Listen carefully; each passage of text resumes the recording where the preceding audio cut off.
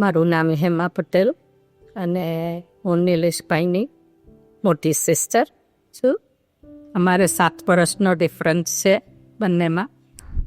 We grew up together and like 7 years apart. And હું America 21 વર્ષની હતી ને અમેરિકા ગઈ. એ પહેલાંની મારી ચાઇલ્ડહુડ મેમરીમાં બહુ મને એટલું બધું યાદ નથી નિલેશભાઈનું, પણ we were very loving and caring person from the childhood. And we grew up together, and then I came to America. First time when I came to India was my brother's wedding, Nimesh Bhai's wedding. And then I came again for his Nilesh Bhai's wedding after another 3 years. And after that, I have seen him, Nilesh Bhai, so mature. And I have seen a big change in him. And every time I came back to India, I seen him a big difference in getting more mature and more business oriented and all that. So, and he slowly he was very successful, but he still remained the same person he was when we were at childhood, very caring and very loving, respect. Nilesh Bhai respected every human being, whether they are rich, poor, not so smart, very smart. He respected everyone. Now, and he gave me so much love, Nilesh Bhai. And because of him, like I feel like I want to go to India more. We were very close together. He would call me every month and make sure I'm okay and I'm comfortable. And he would tell me that you need to come like every year or 2 times a year, you come to India and spend more time with us. That motivated me to coming to India more. My attachment was so much to come see him. And every time I came, he gave me so much love and respect. Respect, of course. And, when I would go see the factory, he would take me to see what expansion he has done. And I would be so happy to see everything. Now, I'm in USA for 45 years. But every May, 3 વર્ષે આપતી હતી અહીંયા. And I always stayed with him because he always respected me, gave me so much love. And every time I came, I would spend time with him. And we go out on a trip and all that, Came for all the weddings, enjoyed so much together, And he always says, this is your home. Feels like this is yours. And that made me feel like coming more. So this is my own home. He always said that. ત્યાં farm house પર ગયા હતા અને એમને room દેખાયા. yes. તો આખી વાત કરી. સો 5.5 વર્ષ પહેલાં જ્યારે આવી જે હતા અને જે મારી છેલ્લી ટ્રીપ હતી ત્યારે એમણે મને ફરી ફેક્ટરી લઈ ગયા. આખું એક્સપાન્શન નવું બધું જે એક્સપાન્ડ કર્યું હતું એ બધું મને બતાવ્યું. પછી ફાર્મ હાઉસ બંધાતું હતું, બધું ઓલમોસ્ટ થઈ ગયું હતું, એ પણ મને બતાવ્યું બધું ડિટેલમાં ને બધું. અને લાઈક અમે ઉપર ગયા તો કે આ તારો રૂમ છે એમ કે then you come, you stay here, this is your room. Guest room હતો. So he said, no, it's not guest, it's your room. So you can come here and stay. So that was like very nice. Parents નહોતા તો પણ હજી એજ લાગણી. Yes એટલે મારા parents તો mummy તો બહુ વહેલા ગુજરી ગયા. પછી મારા ફાધર બીમાર પડ્યા, 4.5 વર્ષ બેડમાં હતા. સો આઈ કેમ 3 times while he was in the bed. તો એમની એટલી બધી ટેક કેર કરી છે કે મને એ જોઈને એમ થાય કે આવા દીકરા નસીબદાર લોકોને મળે. સવારે ઉઠીને એમને પગે લાગીને જવાનું, પાછા આવીને એમની પાસે બેસવાનું, પપ્પા પાસે વાત કરવાની બધી. એ જોઈને મને એમ થાય કે આ જે આમ કરે છે, જે નિલેશભાઈ, ઓફકોર્સ નિમિષભાઈએ પણ એટલું જ કર્યું છે. અને પણ એ જોઈને મને એમ થાય કે આવા દીકરા નસીબદાર લોકોને મળે. એટલી બધી સેવા કરી છે મારા પપ્પાની. મારા મમ્મી તો એકદમ અચાનક ગુજરી ગયા કે હું અમેરિકા હતી અને એમને ભાઈબીજના દિવસે એટેક આવ્યો ને દિવાળીના દિવસે એટેક આવ્યો ને ભાઈબીજના દિવસ ગુજરી ગયા.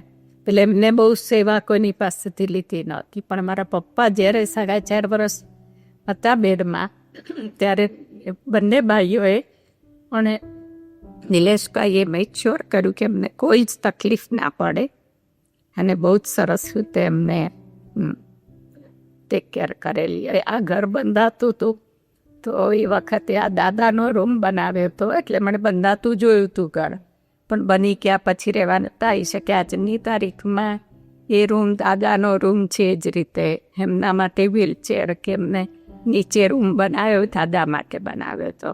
5-5.5 વર્ષ પહેલાં જ્યારે છેલ્લે મળી એમને, ત્યારે અમે 14 દિવસ માટે જ આવી હતી. મસૂરી ફરવા ગયા અમે. પછીથી એ અમેરિકા બેબી શાવરમાં આવ્યા હતા. તો એમણે મેક શ્યોર કર્યું કે ભાઈ હું અઠવાડિયા માટે આવું છું, છતાં પણ એમાંના ત્યાં તો મારે 2 દિવસ જવું જ પડે. એવું ના ચાલે કે અમેરિકામાં આવ્યો અને હું હેમાને મળવાનો હતો બેબી શાવરમાં, તો હું ક્યાં ના જવું તો ના ચાલે. So he made effort to come to my place, spend time. Then we all went together to baby shower and spent more time. So we spent whole week. He was in USA. I was with him. He insisted that I spend time with him. And New Jersey, Papina sister na ત્યાં પણ અમે 3 દિવસ સાથે પસાર કર્યા. And that was the last time I met him personally. Before he passed away, I spoke to him 2 times. બળેવનો દિવસ હતો ઓગસ્ટમાં આવે, એટલે મેં ફોન કર્યો ભાઈને. તો મને ભાઈએ એમ કીધું, નિલેશભાઈએ, કે તું બળેવમાં કોઈ દિવસ નથી આપતી, તું નેક્સ્ટ ટાઈમ ખાસ બળેવમાં આવજે એમ કે. એટલે મારાથી રહેવાય નહીં, હું રડી પડી કે મેં કીધું બહુ જ રડવું આવ્યું એ વખતે મને. એટલે પછી ફરી પાછો મારી બર્થડે હતી તો એમણે મને ફોન કર્યો. ઇન્ડિયા પ્રમાણે 12 વાગી ગયા એટલે મારી બર્થડે ચાલુ થઈ ગઈ. તેમણે મને વહેલો ફોન કર્યો. ત્યાં મારે 12મી હતી અને ત્યાં દરિયાલમાં મેં જોયું તો 3 વાગ્યા હતા. તો મેં કીધું ભાઈ 12:30 થયા છે ત્યાંના ઇન્ડિયાના. મેં કીધું હજુ તું સૂઈ નથી ગયો કે એમાં? તારી બર્થડે ઇન્ડિયા પ્રમાણે ચાલુ થઈ ગઈ આજે, એટલા માટે કે મેં તને વહેલો કંઈક કયો દિવસ હતો યાદ કરું છું ને, એ દિવસે કંઈક પવિત્ર જન્માષ્ટમી હતી. આમ trying I could B wrong, પણ એટલા માટે જાગતા હતા પૂજા કરવા ને બધું. એટલે મને એમણે અમેરિકાના ટાઈમે મને વહેલો ઇન્ડિયાની બર્થડે ચાલુ થઈ ત્યારે યાદ કરીને મને ફોન કર્યો હતો કે તારી બર્થડે ચાલુ થઈ. That was the last time I spoke to him over the phone. પણ મારું નસીબ સારું હતું કે મેં 2 વાર અઠવાડિયામાં, બિકોઝ બળેવા આવી અને પછી મારી બર્થડે આવે તરત. અને દેન બર્થડે 13મી હતી ને 12મીએ એમણે ફોન કર્યો હતો ને 16મીએ હી જસ્ટ લેફ્ટ અસ. પણ he is in my heart forever. So, and he gave me so much love so I can survive thinking of him. અને એ બધું યાદ કરી અને I can keep on going. એ ઘરમાં સૌથી નાના અમારા 5 ભાઈ બહેનોમાં. તો મોટા બેન 18 વર્ષનો પેટ છે, 17 કે 18 વર્ષ મોટા છે. તો એમના માટે તો એ દીકરા જેવા હતા. સો એક વસ્તુ એ ઓલવેઝ કે મોટા બેનને કાયમ એમને મમ્મીની જેમ રિસ્પેક્ટ આપતા હતા. મારા મિડલ બેન છે જે મારાથી 3 વર્ષ મોટા છે, એમને કે તું મારી બેન જ છો, અને મને એમ કે એમાં મારી દીકરી છે. એ આવું કાયમ આવું કે મને. એટલે મને એમ કે પ્રિયાલશીની જેમ મને ટ્રીટ કરતા. ભલે મારાથી 7 વર્ષ મોટા હતા, બનવું અહીંયા આવું તો કે તમે મારી દીકરી જેવા છો, એવી ભાવના હતી એમની મારા માટે. એટલે એમનો પ્રેમ જ એટલો બધો હતો ને. બિઝનેસમાં તો એમણે બધું કર્યું જ છે, બધાને ખબર છે, પણ મારા માટે જે એમનો પ્રેમ હતો એના માટે હું પ્રેમની ભૂખી છું ને એટલા માટે જ મારા પ્રત્યે બહુ જ પ્રેમ હતો. બધા માટે એમનો પ્રેમ એવો જ છે.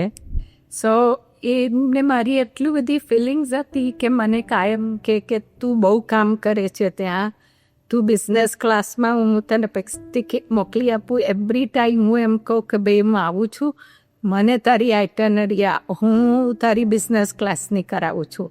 હું ડિલે કરીને એમને તારીખ ના તો એ મારી જોડે માથાકૂટ કરે કે મારે તને બિઝનેસ ક્લાસમાં જ લાપી છે, તને તકલીફ ના પડે એવું કરવાની એમ.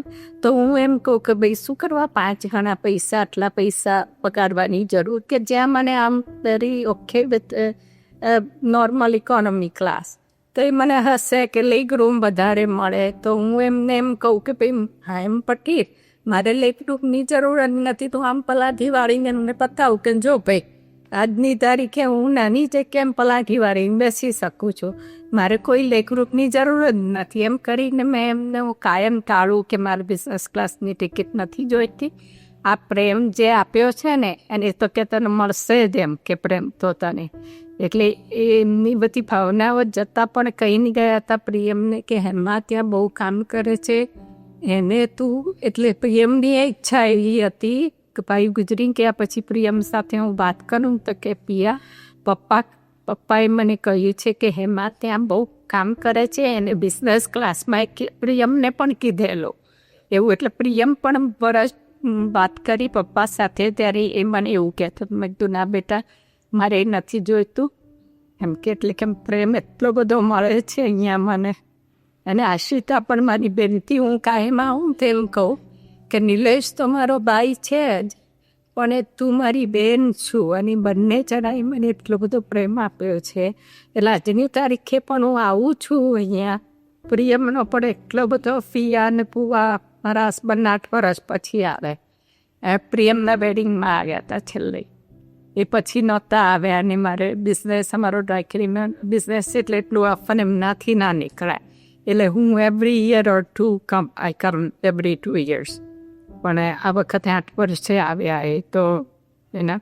પણ હું I came like during covid I wanted to come. જ્યારે જતા રહ્યા ત્યારે મને બહુ જ આઘાત લાગ્યો હતો.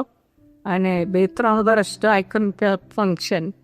પછી અહીંયા આવીને બધું પ્રિયમને આશિતા પાસેથી બધું હાઉ ટુ એમને યાદ કેવી રીતે કરવા, હસીને એમની સારી યાદોથી યાદ કરવા. હા એ પણ I still cannot, I am a very emotional person and I can. જ્યારે પણ એમની વાત કરું તો મારાથી રહેવાતું નથી, પણ he is gonna be at my heart forever. તો તમને ક્યારે બાળપણમાં એવું દેખાણું હતું કે અથવા તમે ઓબ્ઝર્વ કર્યું હોય કે એમના શોખ એમની રુચિ આ બિઝનેસ તરફ જ વધારે છે, અથવા એ પ્રકારનું વાતાવરણ એમને વધારે ગમે છે, એવું ક્યારેય તમે ઓબ્ઝર્વ કર્યું હોય અથવા તમને કંઈ દેખાણું હોય બાળપણના કોઈ પણ? પણ પપ્પાનું જે મારા ફાધર જે હાર્ડવર્કિંગ બિઝનેસ કરતા હતા એવી જ રીતે પપ્પાના જેવા જ છે નિલેશભાઈ. એ રીતે જેમણે બહુ જ મહેનત કરીને મોર મચ્યોર પછીથી ઓફકોર્સ ચાઇલ્ડહુડમાં આપણે